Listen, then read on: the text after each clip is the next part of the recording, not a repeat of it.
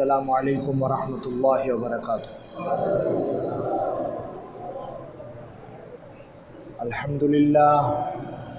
अल्हम्दुलिल्लाह नहमदुहु व नस्तईनुहु व नस्तगफिरुहु व नु'मिनु बिही व नतवक्कलु अलैहि व नऊज़ु बिल्लाहि मिन शुरूरि अनफुसिना व मिन सय्यिआति अअमालिना। मन यहदिहिल्लाहु फला मुदिल्ल लहु व मन युद्लिलहु फला हादिय लहु व नशहदु अल्ला इलाहा इल्लल्लाहु वहदहु ला शरीक लहु व नशहदु अन्न सय्यिदना व सनदना व हबीबना व कुर्रत अयुनिना मुहम्मद सल्लल्लाहु तआला अलैहि व अला आलिहि व अस्हाबिहि व बारक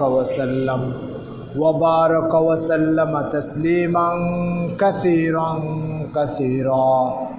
अम्मा बाद फ़क़द क़ाल अल्लाहु तबारक व तआला कुतिबा अलैकुम इज़ा हज़रा अहदकुमुल मौत इन तरक खैरनिल वसिय्यतु लिल वालिदैनि वल अक़रबीन बिल मारूफ हक़्क़न अलल मुत्तक़ीन। सदक़ल्लाहु मौलानल अज़ीम व सदक़ रसूलुहुन नबियुल करीम व नहनु अला ज़ालिका मिनश शाहिदीन वश्शाकिरीन। अल्हम्दुलिल्लाहि रब्बिल आलमीन। মহান আল্লাহ তাআলার সীমাহীন অনুগ্রহ দয়া, যিনি আমাদেরকে জুমার ফরজ হুকুম আদায় করার জন্য, দ্বীনের কিছু কথা শোনার জন্য আল্লাহ তাআলার ঘরে আসার তৌফিক দান করেছেন, এই জন্য শুকরিয়া আদায় করি আলহামদুলিল্লাহ। কোরআন মজিদের সূরা বাকারার 280 নম্বর আয়াত আমি তেলাওয়াত করেছি আপনাদের সামনে। 180 নম্বর আয়াত। আল্লাহ তাআলা যদি তৌফিক দান করেন তাহলে এই আয়াতের উপরে ইনশাআল্লাহ কিছু কথা বলার ইচ্ছা আছে। মানুষের জীবনের জন্য নমুনা হিসাবে রাসূল সাল্লাল্লাহু আলাইহি ওয়াসাল্লামকে পাঠানো হয়েছে। রাসূল সাল্লাল্লাহু আলাইহি ওয়াসাল্লামের পুরো জীবনটাই মানুষের জন্য নমুনা, পুরো জীবনটাই মানুষের জন্য অনুসরণীয়, অনুসৃত, অনুসরণযোগ্য এবং পৃথিবীতে একমাত্র মানুষ যার জীবনের আত্মপান্ত পুরাটাই অনুসরণীয়, তিনি হচ্ছেন রাসূল সাল্লাল্লাহু আলাইহি ওয়াসাল্লাম।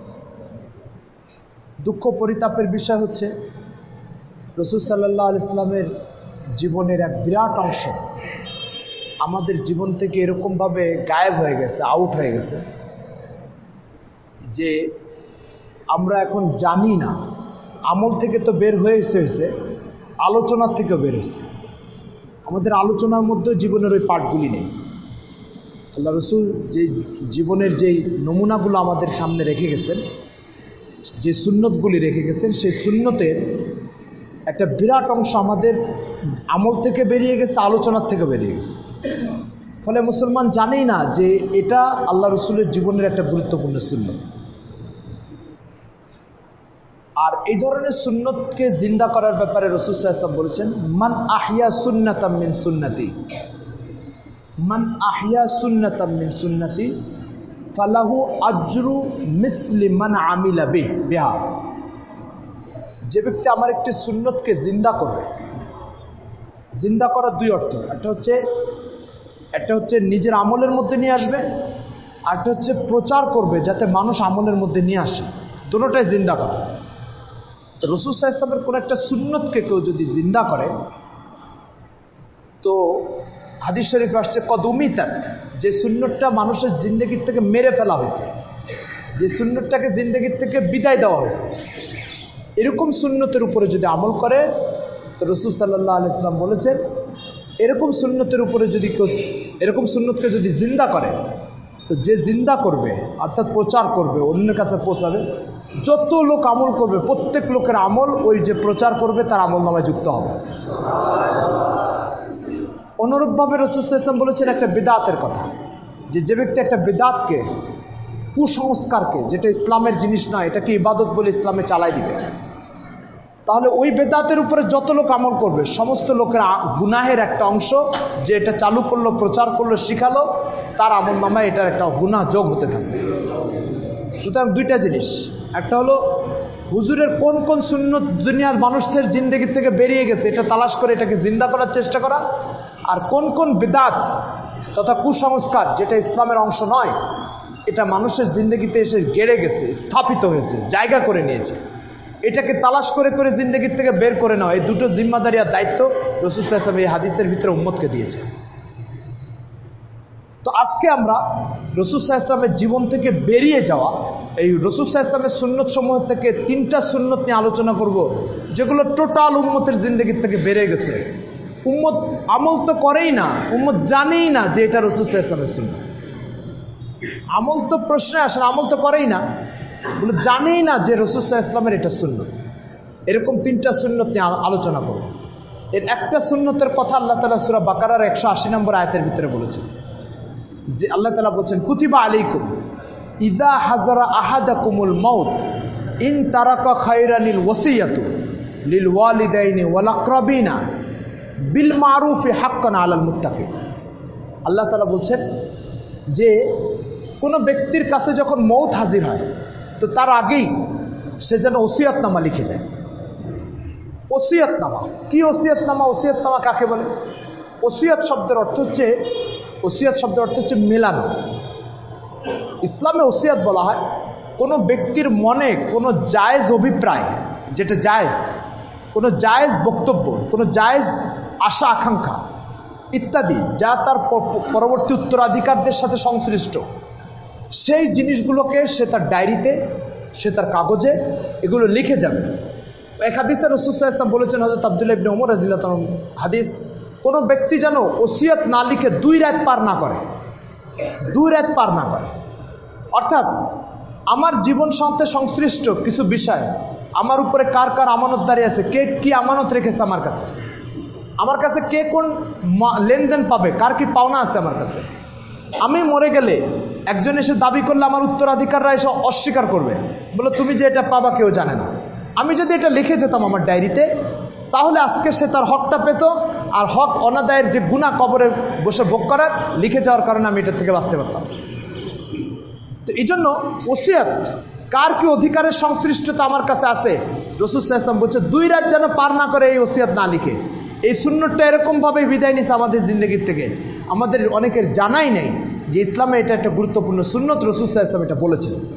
আমলেও নেই, আলোচনার মধ্যেও নেই, এই জন্য ভালো করে বুঝে রাখার দরকার ওসিয়ত কি জিনিস, ওসিয়ত কত প্রকার, এর উপকার কি কি, এর ক্ষতি কি কি, নবীরা কিভাবে ওসিয়ত করতেন, নবীদের ওসিয়তের বিষয়বস্তু কি হতো, এগুলো আজকে আলোচনা হবে ইনশাআল্লাহ। ইসলামে ওসিয়ত 3 ধরনের। ইসলামে ওসিয়ত কয় ধরনের?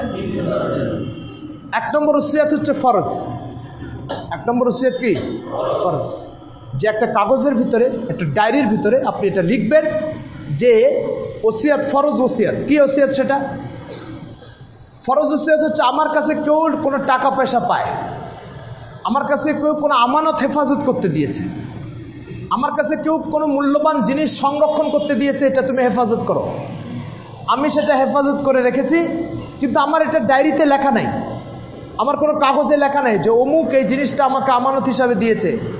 এখন মারা যাওয়ার পর আমার উত্তরাধিকার সন্তানাদি এরা মনে করবে এই জিনিসটা হচ্ছে আমার মনে করে অন্যের জিনিসকে নিজেরা ভোগ করতে থাকবে। এই জন্য রাসূল সাল্লাল্লাহু আলাইহি ওয়াসাল্লাম বলেছেন, তোমার কাছে কেউ যদি কোনো আমানত রাখে, সাথে সাথে এটা লেখো। তোমার কাছে কেউ কোনো ঋণ পায়, অর্থ পায়, সাথে সাথে এটা লেখো। তোমার কাছে কেউ, তুমি কাউকে মনে কষ্ট দিয়েছো কিন্তু তার কাছে ক্ষমা চেতে পারো নাই, তো সাথে সাথে এটা লেখো, অমুক আমাকে অমুককে কষ্ট দিয়েছে, এটা লিখতে পারি নাই। তোমার সাথে কারো মনোমালিন্য হয়েছে কিন্তু তুমি মনে করতেছো যে তার মনটাকে তুমি পরিষ্কার করতে পারো নাই, খাতা এটা লিখে যাও। তোমার উত্তরাধিকার সন্তানাদি তার কাছে যাবে, যে তার হাত পা ধরে তার কাছে ক্ষমা চেয়ে তোমার কবরের আযাবকে মাফের ব্যবস্থা করে। এই জন্য ওসিয়ত এটা লিখে যাওয়া জরুরি। এই সুন্নতটা আমাদের জিন্দগি থেকে খতম হয়ে গেছে। রাসূল সাল্লাল্লাহু আলাইহি ওয়াসাল্লাম কি কি ওসিয়ত করে গেছেন, এগুলো সব পরবর্তীতে আয়েশা রাদিয়াল্লাহু তাআলা আনহা, পরবর্তী খলিফা হযরত আবু বকর রাদিয়াল্লাহু তাআলার কাছে শুনিয়ে দিয়েছেন কি কি ওসিয়ত করে গেছেন রাসূল সাল্লাল্লাহু আলাইহি ওয়াসাল্লাম। তো 1 নম্বর ওসিয়ত হচ্ছে ওসিয়ত ফরজ। এই ফরজ ওসিয়াতের ভিতরে দুইটা জিনিস পড়ে। একটা ফরজ ওসিয়াত হচ্ছে আমার কাছে কে কি পায় সে তালিকা জানিয়ে দেওয়া। ফরজ ওসিয়াত হচ্ছে আমার কাছে কে কি পায় তার তালিকা জানিয়ে দেওয়া। সেটা ঋণ আকারে হতে পারে, আমানতদারির আকারে হতে পারে। 2 নম্বর হচ্ছে হারাম ওসিয়াত। এক ধরনের ওসিয়াত হচ্ছে সেটা হারাম। সে হারাম ওসিয়াত কি? কারোর হক নষ্ট করে, কারোর স্বার্থ রক্ষা করার জন্য যদি ওসিয়াত করা হয়, এটা ইসলামে হারাম। কিভাবে সেটা? আমি ইন্তেকাল করার আগে বলে গেলাম যে আমি বৃদ্ধ বয়সে আমার খুব সেবা টেবা করছে অমুক ছেলেটা, তো তাকে ওই উত্তর পাশের জমিটা দিয়ে দিও। এই উত্তর পাশের যে জমিটা আমি দিয়ে দিলাম, এই ওসিয়াতটা যে আমি করে যাচ্ছি, এটা ইসলামে হারাম। রাসূল সাল্লাল্লাহু আলাইহি ওয়াসাল্লাম বলেছেন, লা ওসিয়াতা লিওয়ারিসিন, আমি মারা যাওয়ার পরে যারা যারা আমার সম্পদের ভিতরে অধিকার পাবে তাদের কারোর জন্য পার্সোনাল ওসিয়াত করে যাওয়া ইসলামে হারাম। কেন হারাম? একটা হচ্ছে এই হাদিসে হুজুর সাল্লাল্লাহু আলাইহি ওয়াসাল্লাম নিষেধ করেছেন যে মারা যাওয়ার পরে কোনো ব্যক্তির জন্য বিশেষ কোনো সম্পদের ওসিয়াত করে যাওয়া, এটা ইসলামে জায়েজ নেই। দ্বিতীয় নম্বর হচ্ছে যে কারণে হারাম, পার্সোনালভাবে কারোর জন্য কোনো সম্পদের ওসিয়াত করে যাওয়া যে কারণে হারাম, তার দ্বিতীয় নম্বর কারণ হচ্ছে কোরআনে উত্তরাধিকার সম্পদ বন্টনের একটা নীতিমালা আল্লাহ তাআলা প্রণয়ন করেছে সূরা নিসার মধ্যে। সে বন্টন নীতি উপেক্ষা করে নিজে যখন আবার একটা বন্টন করে, তো তার অর্থ হচ্ছে আল্লাহ তাআলার বন্টন নীতির উপর আমি সন্তুষ্ট নয়। তার অর্থ হচ্ছে আল্লাহ তাআলার বন্টন নীতি আমি মানি না। তার অর্থ হচ্ছে আল্লাহ তাআলা যে বন্টন নীতি করেছেন, সেই বন্টন নীতি এটা আমার জন্য প্রযোজ্য নয়। এই ধরনের ঘোষণা তার কাজ দ্বারা প্রকাশ পায়। এই জন্য কোনো ব্যক্তি ইন্তেকালের আগে যদি এরকম ওসিয়াত করে যায় যে আমার খেদমত করেছে অমুক ছেলেটা, তার জন্য এই সম্পদটা অতিরিক্ত দিয়ে গেলাম, রাসূল সাল্লাল্লাহু আলাইহি ওয়াসাল্লাম এটা হারাম বলেছেন। আমি আপনাদেরকে এর আগে একটা হাদিস শুনিয়েছি হযরত নোমান ইবনে বাশীর রাদিয়াল্লাহু তাআলা। তিনি বলেছেন, নোমান ইবনে বাশীর রাদিয়াল্লাহু তাআলা বলেছেন যে আমি একদিন রাসূল সাল্লাল্লাহু আলাইহি ওয়াসাল্লামের কাছে দাঁড়িয়ে এক ব্যক্তি আসলো, এসে রাসূল সাল্লাল্লাহু আলাইহি ওয়াসাল্লামকে বলছি, ইয়া রাসূলুল্লাহ, আপনি সাক্ষী থাকেন আমি আমার এই ছেলেকে এই গোলামটা উপহার দিলাম। হুজুর বলছে, তুমি কি তোমার সব ছেলেকে এরকম গোলাম উপহার দিয়েছো? বলছে, না, তা দিই নাই। রাসূল সাল্লাল্লাহু আলাইহি ওয়াসাল্লাম বলেছেন, আমি জুলুমের কাজে সাক্ষী হই না, আমি জুলুমের কাজে সাক্ষী হই না। তো এক সন্তানকে দেওয়া আরেক সন্তানকে না দেওয়া, এটাকে রাসূল সাল্লাল্লাহু আলাইহি ওয়াসাল্লাম জুলুম বলেছেন। আর এই জুলুম কে করতেছে? বাবা করতেছে। এটা হারাম কেন? যে সে কোরআনের বন্টন নীতির বিরুদ্ধে নিজে আরেকটা বন্টন নীতি দাঁড় করাইছে। এই বন্টন নীতি আল্লাহ তাআলা তৈরি করা বন্টন নীতির বিরুদ্ধে। যেমন ইসলামের সিদ্ধান্ত হচ্ছে বাবা যদি মারা যায় প্রত্যেক ছেলে ডবল সম্পদ পাবে, মেয়ে সিঙ্গেল সম্পদ পাবে। এখন ছেলে যখন ডবল পাবে, প্রত্যেক ছেলে সমান পাবে। কোনো ছেলে বড় হওয়ার কারণে বেশি পাবে তাও নাই, ছোট হওয়ার কারণে বেশি পাবে তাও নাই, বড় হওয়ার কারণে কম পাবে তাও নাই, ছোট হওয়ার কারণে কম পাবে তাও নাই। প্রত্যেক সন্তান হওয়ার কারণে এই ইস্যুটা যার যার মধ্যে বিদ্যমান আছে যে সেই ছেলে আমাদের আমার ওরস থেকে জন্ম নিয়েছে, আমার ওরস থেকে জন্ম নিয়েছে, এই কারণটা যে সন্তানের মধ্যে আছে, প্রত্যেক সন্তান সম্পদের ভিতরে সমান অংশীদার। কাউকে বেশি দিয়ে গেলে এর জন্য চরমভাবে মূল্য দিতে হবে আখেরাতে। কারণ আল্লাহ তাআলার বন্টন নীতিকে উপেক্ষা করা হয়েছে। আল্লাহ তাআলা বলছেন, ইউসিকুমুল্লাহু ফি আওলাদিকুম লিয-যাকারি মিসলু হাজ্জিল উনসাইন। আল্লাহ তাআলা প্রত্যেক মেয়েকে অর্ধেক দিয়েছেন, ছেলেকে ডবল দিয়েছেন। প্রত্যেক ছেলে ডবল পাবে, মেয়ের কমও নয় বেশিও নয়। যে কম দিবে বা বেশি দিবে তাকে এর জন্য আখেরাতে চরম মূল্য দিতে হবে। সুতরাং যদি নিজে সম্পদ বেশি দিয়ে যায় তাহলে এর জন্য সে আল্লাহ তাআলা বন্টন নীতির বিরুদ্ধে এক বন্টন নীতি দাঁড় করাবে। এটার জন্য তাকে শাস্তি পেতে হবে, খুব চরম শাস্তি পেতে হবে। 2 নম্বর বিষয় হচ্ছে যে যখন একজন ব্যক্তি সম্পদ বন্টনের ক্ষেত্রে কোনো ছেলেকে বঞ্চিত করে যায়, আরেকটা কাজ করে। একটা তো হচ্ছে কোনো ছেলে খেদমত করে গেছে, তো তার প্রতি সন্তুষ্ট হয়ে তাকে বেশি দিয়ে যায়। আরেকটা কাজ করে, কোনো ছেলে বেয়াদবি করেছে, তার উপরে নারাজ হয়ে তাকে সম্পদ থেকে বঞ্চিত করে দিয়ে যায়, আর এইভাবে তাকে শাস্তি দেওয়ার চেষ্টা করে। ইসলামে এটাও হারাম। সুতরাং কেউ একথা বলে যেতে পারবে না ওসিয়াতের মাধ্যমে অমুক সন্তানকে বেশি দাও, আবার এটাও বলে যেতে পারবে না অমুক সন্তানকে কম দাও। সন্তান হওয়ার কারণে প্রত্যেক সন্তান সমান সম্পদ পাবে। যে খেদমত করেছে এই খেদমতের কারণে সে আল্লাহর কাছে প্রতিদান পাবে, বাবার কাছে সম্পদ বেশি পাবে না। কেউ বেয়াদবি করেছে, বাবাকেও অবজ্ঞা অবহেলা করেছে, তার জন্য সে আল্লাহর কাছে শাস্তি পাবে। বাবার সম্পদ থেকে বঞ্চিত করা এটাকে শাস্তির কারণ হিসাবে নির্ধারণ করেনি ইসলাম। তো সেই জন্য বলছিলাম যে ওসিয়াত 3 প্রকার। একটা হচ্ছে ফরজ ওসিয়াত, মৃত্যুর আগে ফরজ ওসিয়াত, আমার কাছে কে কি পাবে এটা লিখে যাওয়া, আমার কাছে কে কোন আমানত রেখেছে এটা লিখে যাওয়া। এটা যদি না লেখা হয় তাহলে আমার উত্তরাধিকার সন্তানাদি ওই আমানতদারির জিনিসটাকে নিজেদের সম্পদ মনে করবে। সুতরাং একজন আমার কাছে টাকা রাখছে, আমি এটা আমার ব্যাংকে রেখে দিলাম। এবার ব্যাংকে আমি মারা যাওয়ার পরে আমার ছেলে মেয়েরা মনে করবে অ্যাকাউন্টে যত টাকা আছে সব আমার বাবার, কিন্তু যদি ডায়েরিতে লিখে যায় তাহলে ডায়েরিতে লিখে গেলে ওই জিনিসটা দেখে সন্তানাদি বুঝবে যে এই টাকাটা আমার বাবার অ্যাকাউন্টে থাকলে এটা অমুকের টাকা, সে তাকে পৌঁছায় দিয়ে আসতে পারে। তো মানুষের হক রক্ষা হয় ওসিয়াতের দ্বারায়। এই জন্য এই ওসিয়াত ইসলাম ফরজ করে দিয়েছে, কারণ মানুষের হক রক্ষা করা ফরজ। যে ওসিয়াত দ্বারা হক রক্ষা করা হবে সে ওসিয়াতও ফরজ। সাথে সাথে হারাম ওসিয়াত, যেটা আপনাদেরকে বলেছি, কাউকে বঞ্চিত করার জন্য ওসিয়াত করে যায়। হারাম ওসিয়াতের কয়েকটা শাখা আছে। হারাম ওসিয়াতের আরেকটা শাখা আছে, সেটা হচ্ছে যে কোনো ব্যক্তি মারা যাওয়ার আগে বলে গেল আমি মরে গেলে একটা গরু জবাই করে খাওয়াই দিবি, আমি মরে গেলে 40 দিন পর একটা মিলাদ দিবি, 3 দিন পর একটা মিলাদ দিবি।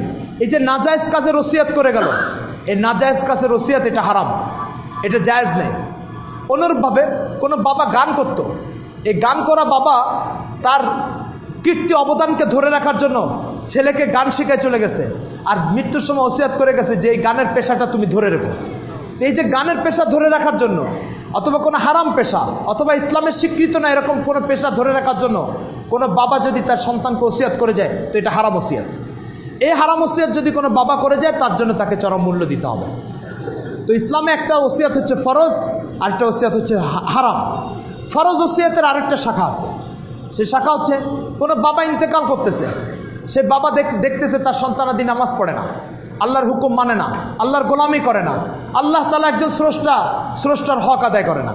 এটা যদি তোর কোনো বাবা দেখে তো সেই বাবার জন্য ফরজ মৃত্যুর আগে সে সন্তানাদির উদ্দেশ্যে লিখে যাবে, বাবা আমি তো আল্লাহর দরবারে চলে যাচ্ছি, আল্লাহ যদি আমাকে জিজ্ঞাসা করে তুমি তোমার সন্তানাদিকে কি দিন শিখে আসছো, নামাজ শিখে আসছো, এটা শিখে আসছো, তো আল্লাহ তাআলার গ্রেফতারির থেকে অন্তত আমি যাতে বেঁচে যাই এই জন্য তোমাদেরকে ওসিয়াত করে যাচ্ছি যে তোমরা নামাজ কালাম পড়ো, যাতে করে আল্লাহ আমাকে গ্রেফতার না করে। আর যদি কিয়ামতের দিন আমাকে জিজ্ঞাসা করে তো আমি বলে দেব আমি ওসিয়াত করে এসেছি। তো এই ওসিয়াত সন্তানাদির উদ্দেশ্যে লিখে যাওয়া এটা ফরজ ইসলামে। হযরত ইয়াকুব আলাইহিস সালামের কিসসা আল্লাহ তাআলা কোরআন মজিদে সূরা বাকারার ভিতরে এইভাবে লিখেছেন। আল্লাহ তাআলা বলছেন ইয হাযারা ইয়াকুব আল মাউত ইয ক্বালা লিবানিহি মা তা'বুদুনা মিন বাদি ক্বালু না'বুদু ইলাহাকা ওয়া ইলাহা আবাইকা ইব্রাহিম ওয়া ইসমাঈল ওয়া ইসহাকা ইলাহা ওয়াহিদা।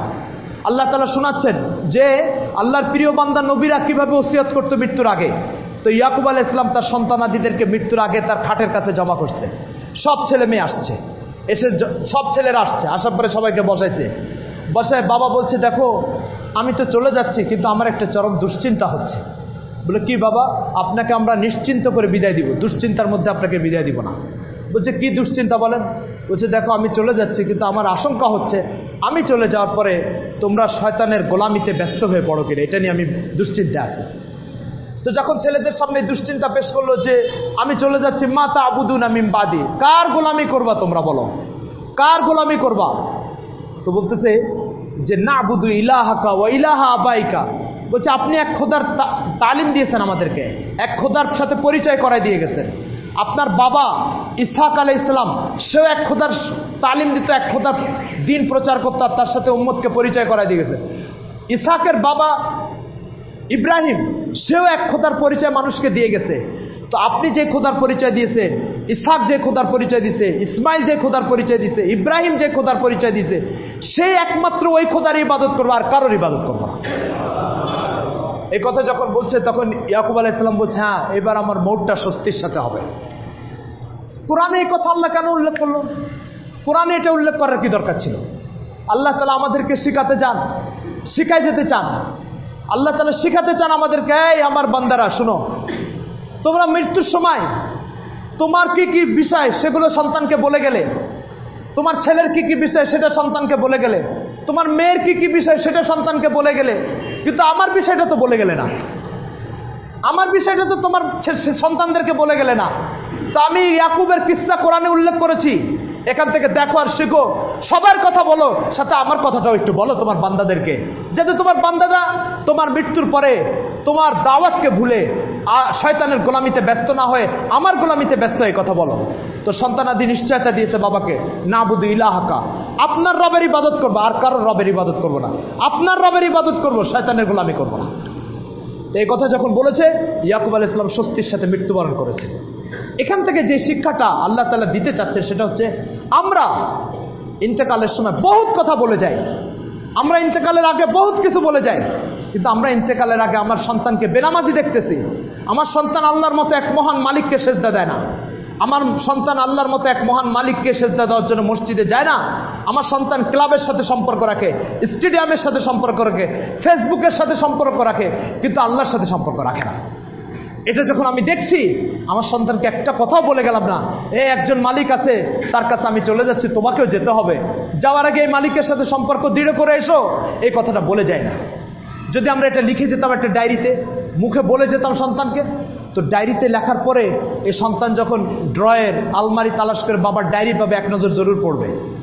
পড়ার পর যখন দেখবে আমার বাবা লিখে গেছে, প্রিয় সন্তান, প্রিয় বাবা, হে বাবা, আমি তো চলে যাচ্ছি, তুমি আল্লাহকে ভুলো না, তুমি 5 ওয়াক্ত ফরজ নামাজ নষ্ট করো না, তুমি আল্লাহকে সিজদা দেওয়ার কথাটা স্মৃতির থেকে সরাই দিও না, তুমি আল্লাহ তাআলার হকগুলো পালন করো। তো সন্তান চিন্তা করতো, বাবার জীবদ্দশা হয়তো 50 দিন বলে এই সন্তানকে নামাজি বানাতে পারে নাই, কিন্তু যদি এরকম একটা মায়া মধুর কথা বাবা লিখে চলে যায়, হয়তো এই এক কথা এমন আসর করবে সন্তানের উপরে যে জীবদ্দশা 50 কথাও এত আসর করেনি।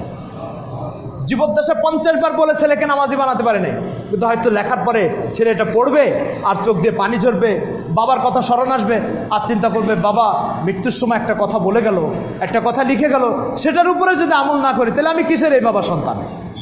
এরকম একটা চেতনা তার ভিতরে জাগ্রত হতে পারে।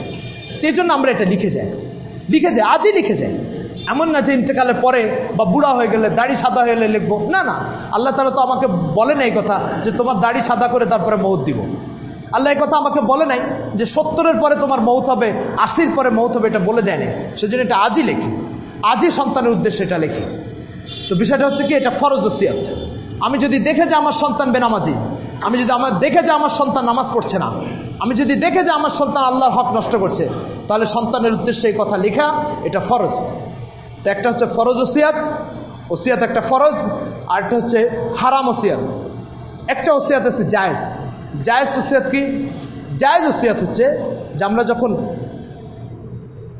ইন্তেকালের বা আমরা যখন ওসিয়াতনামা লিখব, ওসিয়াতনামা লেখার সময় আমাদের অনেক নিকট আত্মীয় স্বজন এরকম আছে যারা উত্তরাধিকার হিসাবে আমার সম্পদ পাবে না, আমার ছেলে নয়, মেয়ে নয়, ভাই নয়, বাবা নয়, কিন্তু নিঃস্ব অসহায় দরিদ্র, নিঃস্ব অসহায় দরিদ্র এরকম সন্তানাদি আমাদের আছে, এরকম আত্মীয় স্বজন আছে। ইসলামের শিক্ষা হচ্ছে ইন্তেকালের আগে তাদের জন্য কিছু একটা ওসিয়াত করে যাও, একটা সম্পদ দিয়ে যাও, কিছু অর্থ দিয়ে যাও তাদেরকে। এটা যদি দিয়ে যাও তাহলে এই অর্থের কারণে তার পরনে যদি পোশাক উঠে, যতদিন এই পোশাক তার শরীরে থাকবে, রাসূল সাল্লাল্লাহু আলাইহি ওয়াসাল্লাম বলেছেন ততদিন যাবৎ আল্লাহ তাআলা তার আমল নামায় একদম বিনা শ্রমে সে পেনশনের টাকার মতো তার অ্যাকাউন্টে সব জমা হতে থাকবে। এক হাদিসে আছে, মান কাসা মুসলিমান কাসাল্লাহু মিন খুজরিল জান্নাতি। যে ব্যক্তি কোনো মুসলমানকে উলঙ্গ অবস্থায় দেখে অথবা ছেঁড়া কাপড় পরা দেখে তাকে একটা কাপড় পরাবে, তো রাসূল সাল্লাল্লাহু আলাইহি ওয়াসাল্লাম বলেছেন জান্নাতের ওই কাপড় পরাবে যে কাপড়ের রূপ, লাবণ্য আর সৌন্দর্য জীবনে কোনোদিন সে চিন্তাও করতে পারেনি যে কাপড় এত সুন্দর হতে পারে। এই জন্য ইন্তেকালের সময় গরিব আত্মীয় কে কে আছে তাদেরকে একটা সম্পদ দিয়ে যায়। এটার এই সুন্নতটা তো উঠে গেছে, ওসিয়ত তো করেই না। ইন্তেকালের আগে রাসূল সাল্লাল্লাহু আলাইহি ওয়াসাল্লাম বলে গেছেন গরিব আত্মীয়দেরকে কিছু দিয়ে যেতে, সেটাও দিয়ে যায় না, এটা উঠে গেছে। এক্ষেত্রে দুই ধরনের বাড়াবাড়ি। একটা বাড়াবাড়ি হয় যে সন্তানাদি যদি একজন জামাতে গেছে, তবলিগে গেছে, অথবা কোনো পীরের মুরিদ হয়েছে, তো এরকমভাবে সে পীরের ভক্ত হয় যে ইন্তেকালের সময় সন্তানাদি হয়তো কোনো কারণে কষ্ট দিছে, টোটাল সন্তানাদিকে বঞ্চিত করে পুরা সম্পদ নিয়ে পীরের হাতে তুলে দেয়। এই ধরনের ঘটনা আমাদের কানে আসছে। এই যে পীরের হাতে তুলে দিল, রাসূল সাল্লাল্লাহু আলাইহি ওয়াসাল্লাম বলেছেন যে তোমার সন্তানাদিকে যদি তুমি বঞ্চিত করে যাও, এক ব্যক্তির ঘটনা এরকম কানে আসছে রাসূল সাল্লাল্লাহু আলাইহি ওয়াসাল্লামের, যে সে তার সম্পদ থেকে সন্তানকে বঞ্চিত করেছে। রাসূল সাল্লাল্লাহু আলাইহি ওয়াসাল্লাম বলছে আল্লাহ তাআলা তাকে জান্নাত থেকে বঞ্চিত করবে। এই জন্য এটা মামুলি বিষয় না, অনেক কঠিন বিষয়। সন্তানাদিকে কোনো কিছুতে বঞ্চিত করা এটা জায়েজ নেই, এটা জায়েজ নাই। যে আপনার ঘরে জন্ম নিয়েছে সে আপনার সম্পদ পাবেই পাবে, কোনোভাবে এটাকে ঠেকানো যাবে না। তো এই জন্য এক শ্রেণীর লোক বাড়াবাড়ি করে কি করে, পুরা সম্পদ পীরের হাতে তুলে দিয়ে যায়। আর ওই পীর করে কি, ওই পীর ওই সন্তানকে ওই সম্পদ নিয়ে তার দুনিয়াদারিত্বকে মানে আড়ম্বরপূর্ণ জীবনযাপনে ব্যস্ত হতে থাকে, আর এদিকে তার সন্তান বঞ্চিত হয়ে ভিক্ষাবৃত্তিতে নেমে যায়। রাসূল সাল্লাল্লাহু আলাইহি ওয়াসাল্লাম এক সাহাবীর অসুস্থ অবস্থায় দেখতে গেছে।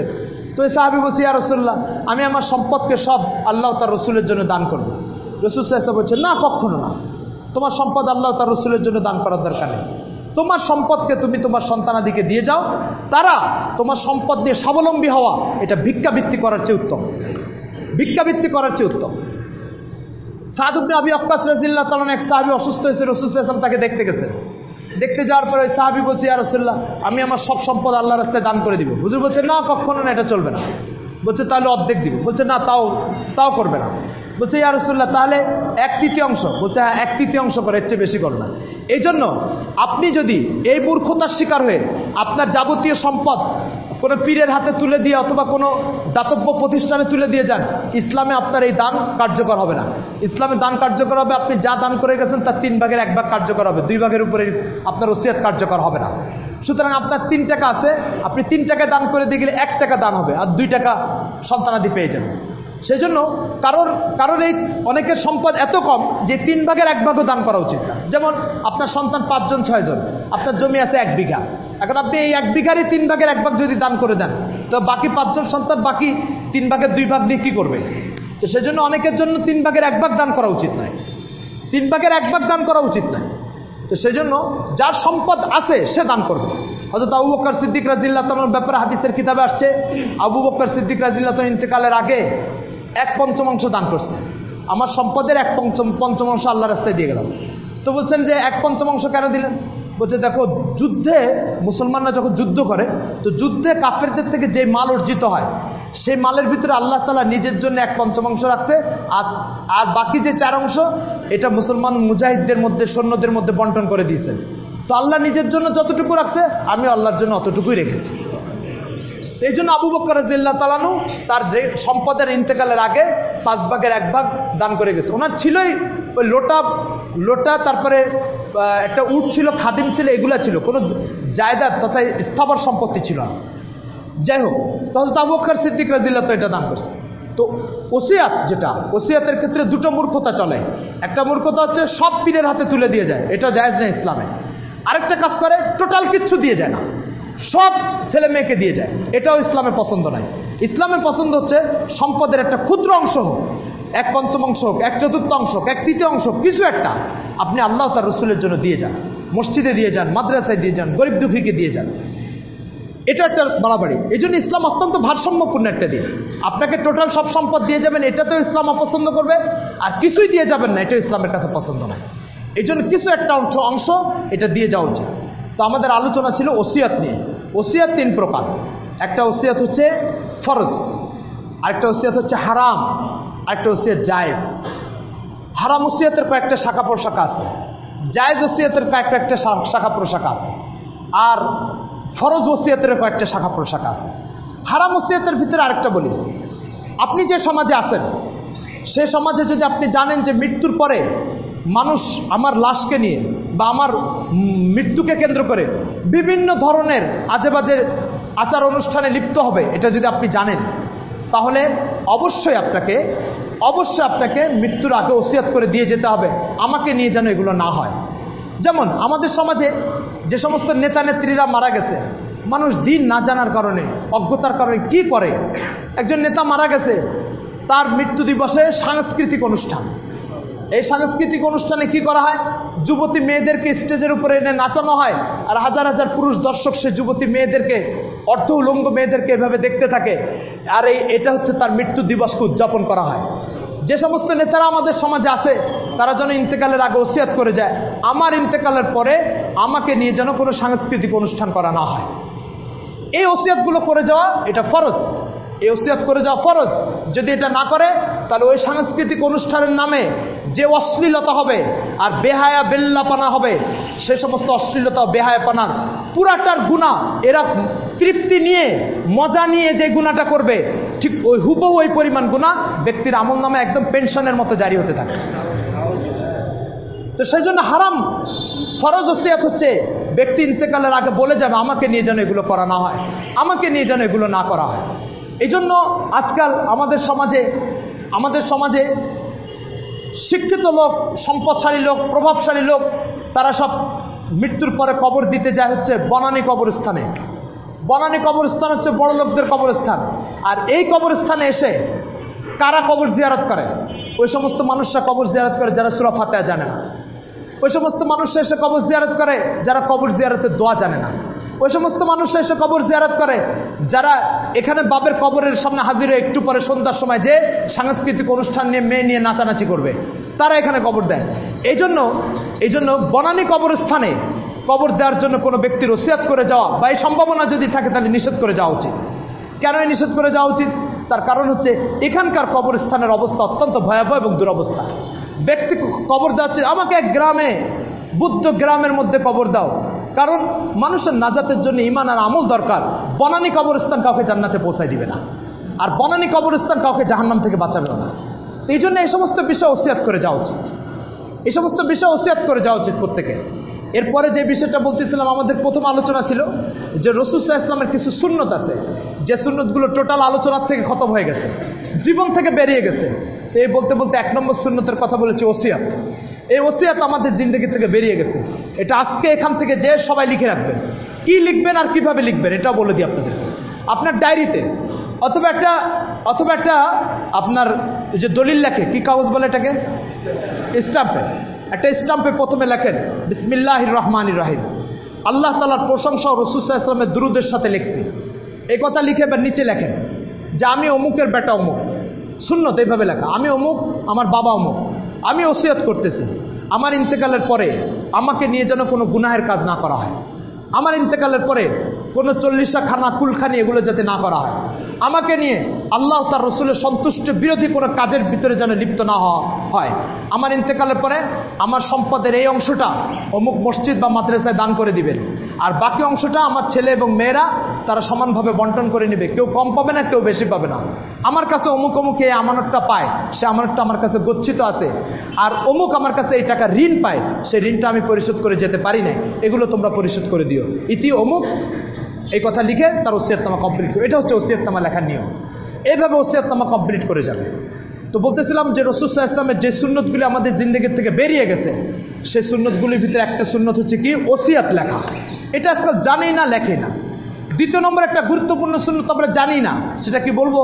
রাসূল সাল্লাল্লাহু আলাইহি ওয়াসাল্লাম বলেছেন থুতু পশ্চিম দিকে নিক্ষেপ করা। হাদিস শরীফ আসছে সেই ইবনে খুজাইমাতে, রাসূল সাল্লাল্লাহু আলাইহি ওয়াসাল্লাম বলেছেন মান তাফালা তুজাহাল কিবলাতু, মান তাফালা তুজাহাল কিবলাতু। হযরত হুযায়ফা ইবনুল ইয়ামান রাদিয়াল্লাহু তাআলা বর্ণনা করেন, রাসূল সাল্লাল্লাহু আলাইহি ওয়াসাল্লাম বলেছেন মান তাফালা তুজাহাল কিবলাতি ইয়াজিদু তাফালাহু বাইনা ইয়াদাইহি ইয়াউমাল কিয়ামা। কোন ব্যক্তি যদি কিবলার দিকে থুতু নিক্ষেপ করে, তাহলে কিয়ামতের দিন সে তার সমস্ত থুতুকে তার নজরের সামনে উপস্থিত পাবে। তো সেজন্য কিবলার দিকে থুতু ফেলা না, এটা কিবলার অবমাননা করা, এটা ইসলামে নিষেধ। থুতু কিবলার দিকে ফেলা জায়েজ নেই। থুতু ফেলার সুন্নত তরিকা হচ্ছে নিচের দিকে ফেলবে, মাটিতে ফেলবে এবং বাম পাশে ফেলবে। ডান দিকেও থুতু ফেলা নিষেধ, কিবলার দিকে থুতু ফেলা নিষেধ। বাম দিকে ফেলবে এবং নিচের দিকে ফেলবে। নিচের দিকে ফেলবে কেন আর বাম দিকে ফেলবে কেন? নিচের দিকে এই জন্য ফেলবে যে সামনের দিকে ফেললে কারো গায়ে লাগতে পারে, নিচের দিকে ফেললে কারো গায়ে লাগবে না। আর বাম দিকে ফেলবে কেন? বাম দিকে এই জন্য ফেলবে প্রত্যেক খারাপ কাজ বাম দিকে করতে হয়, আর প্রত্যেক ভালো কাজ ডান দিক থেকে করতে হয়। তো এই জন্য বাম দিক থেকে করবে। থুতু কেবলার দিকে পশ্চিম দিকে ফিরে থুতু ফেলা, এটা কেবলার অবমাননা করা, এটা ভিতরে ইমানের দুর্বলতার একটা আলামত। এই জন্য এই সুন্নতটা আমাদের জানা না, আজকে জেনে গেলেন, আজকের থেকে সবাই আমল করার চেষ্টা করবেন, আল্লাহ তৌফিক দান করেন। সাথে সাথে রাসূল সাল্লাল্লাহু আলাইহি ওয়াসাল্লাম বলছে কেউ যদি রাত্রে খারাপ স্বপ্ন দেখে, তো সেজন্য স্বপ্ন দেখে উঠেই দোয়া পড়ে আল্লাহুম্মা ইন্নী আউযু বিকা মিন শাররি ওয়া শাররি মা ফিহা। এই দোয়াটা পড়েন সবাই, আল্লাহুম্মা ইন্নী আউযু বিকা মিন শাররিহা ওয়া শাররি মা ফিহা। আল্লাহুম্মা ইন্নী আউযু বিকা মিন শাররিহা ওয়া শাররি মা ফিহা। হে আল্লাহ, এই খারাপ স্বপ্নের ভিতরে যা যা খারাপই আছে, অনিষ্টতা আছে, সব কিছুর থেকে আপনার কাছে আশ্রয় চাই। এই কথা বলে উঠে বাম দিকে থুতু ফেলবে, এটা রাসূল সাল্লাল্লাহু আলাইহি ওয়াসাল্লাম বলেছেন। কেন বলছে? বাম দিকে থুতু ফেলার দ্বারাই এই থুতুটা যে শয়তানের উপরে নিক্ষেপ হয়, যে শয়তান আমাকে স্বপ্নের ভিতরে পেরেশান করতে আসছে। তো স্বপ্নের ভিতরে শয়তান পেরেশান করতে আসছে, ওই শয়তানকে থুতু ফেলিয়ে তার প্রতি বিরক্তি প্রকাশ করা হয়, তাকে লাঞ্ছিত করা হয়। তো যে থুতুটা দিয়ে শয়তানকে লাঞ্ছিত করা হয়, ওই থুতুটা আপনি কেবলার দিকে ফিরে কেবলাকে লাঞ্ছিত করবেন, এটা কিভাবে সম্ভব? তো সেই জন্য থুতু এটা কারোর প্রতি ঘৃণা প্রকাশের আলামত। ঘৃণা প্রকাশের জিনিস কখনো কেবলার দিকে ফেরা যেতে পারে না। কেন? কেবলার দিকে ফিরে পেশাব করা নিষেধ, পায়খানা করা নিষেধ, আর ঘৃণা প্রকাশেরটা আপনি কেবলার দিকে ফিরবেন, এটা কেমন কথা? তো এই জন্য কেবলার দিকে ফিরে থুতু ফেলা নিষেধ, রাসূল সাল্লাল্লাহু আলাইহি ওয়াসাল্লাম এই সুন্নত শিখিয়ে গেছেন। এই জন্য এখন থেকে আর কেউ কেবলার দিকে যেন থুতু ফেলে না, ফেলে আল্লাহ হেফাজত করেন। সাথে সাথে এই সুন্নতটা আমাদের জানা ছিল না, আমলও করতাম না, এখন থেকে এটার উপর আমল করব। 3 নম্বর যে সুন্নতটা আমাদের জিন্দগির থেকে বেড়ে গেছে, এবং এটার উপরে আমি বললেও আপনারা হয়তো বলবেন আমল করব, কিন্তু বহুত কঠিন বিষয়, কিন্তু জিন্দগির থেকে বেড়ে গেছে, সেটা হচ্ছে এশার নামাজ পড়ে সাথে সাথে শুয়ে যাওয়া সুন্নত। রাসূল সাল্লাল্লাহু আলাইহি ওয়াসাল্লাম বলেছেন এশার নামাজ পড়ে সাথে সাথে শুয়ে যাওয়া সুন্নত। এক হাদিসে রাসূল সাল্লাল্লাহু আলাইহি ওয়াসাল্লাম বলেছেন, সাহাবা একরাম বলছেন, আমাদেরকে এশার পরে রাসূল সাল্লাল্লাহু আলাইহি ওয়াসাল্লাম কথা বলতে দেখলে ধমকি দিতেন। তো এশার পরে জেগে থাকা ইসলামে জায়েজ নেই। কোনো ব্যক্তি যদি পাক্কা নামাজি হয়, তাহলে সেও যদি এশার পরে না ঘুমায়, তাহলে ঘুমের মধ্যে মধ্যে হাতরাতে ফজরের নামাজ পড়বে। তো ফজরের নামাজ প্রত্যেক দিন নিয়মিত ঘুমের ঝিমানির মধ্যে পড়া, এটা কখনোই কোনো মুমিনের কাজ হতে পারে না।